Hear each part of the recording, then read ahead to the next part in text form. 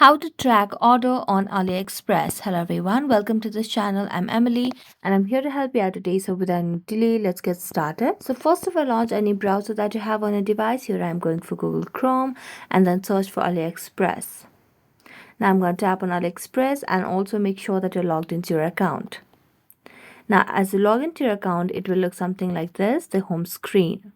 Now what you need to simply do is, in order to track your orders on AliExpress, tap on the account option at the bottom right corner of the screen. Now you can see the option of my order, so tap on the view all option and here you'll be able to see your orders over here. You can see if your orders are yet to pay, to ship, or if it has been shipped or anything like that. If it's processed, you can just see in the processed segment as well, and you'll be able to track your order on AliExpress. So that's it. Thank you so much for watching this video. See you next time.